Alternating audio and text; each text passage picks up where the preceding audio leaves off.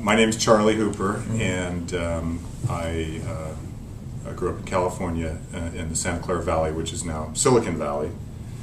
And I got an engineering degree from Santa Clara University, and then I went to work at NASA at Ames Research Center for 7 years.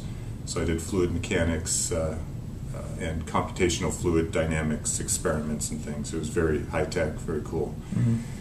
And then I realized that all the big decisions are made up in the management stream.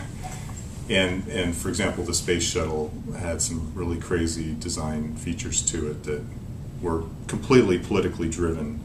So I figured, okay, I want to move up the chain a little bit where the decisions are actually made. So I think that the state and the country are headed down the wrong path. And I think that reasonable decisions just aren't being made, and that somebody needs to step up. And it got a laugh last night because it's a line I've been saying all along. But I mean, what I see myself doing is being some adult supervision for Sacramento. I think that a lot of the decisions that have been made in the last decade or so are just really pretty silly. Mm-hmm. We need more people who aren't politicians to actually get out there and be part of the process. Originally when this country was founded, people didn't want to be career politicians. Like George Washington, they went and they did stuff, and then they're like, okay, time for me to go home. And that's the way I feel. I feel like I need to step up and try to do something, but I can't say whether I'll be elected or not. And to a large extent, elections are driven by money, and it's the three Republican and the two Republican and one Democrat candidates who have all the money, and I have no doubts that isn't going to push them pretty far ahead.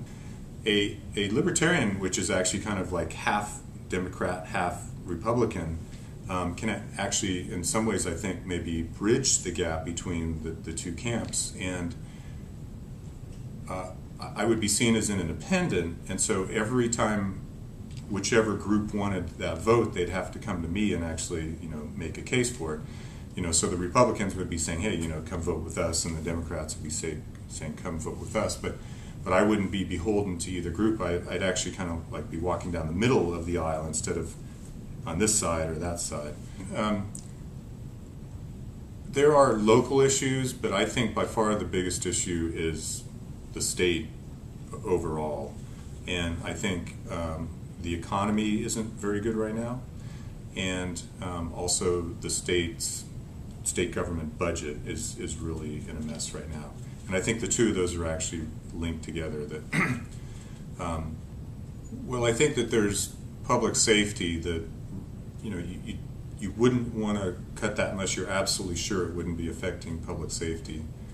And then there are the basic kind of public goods that we expect from the government, the roads and bridges that, you don't want your bridges to fall down, and you don't want potholes in the roads.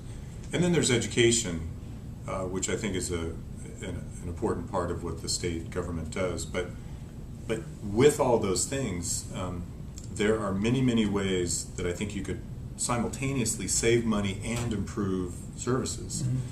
Mm-hmm. I think that I have been thinking about these issues for decades, and I've actually studied them in school. In the evenings, my wife will attest to this, I am boring, and I read economics books and I read business books, how to make decisions in public policy. That this is what I was kind of put here to do, and I think that, and I am not a career politician. I'm not a politician right now. I have no desire to become a career politician. I just want to go in, provide some adult supervision for Sacramento, clean things up, and then go back to my life. I love the state of California. I think it's a great place. Actually, I love Nevada County too. This has been the best place I've ever lived. But I would actually like to bring some luster back to the Golden State, and I'd like to make it live up to its name. So that's why I'm running.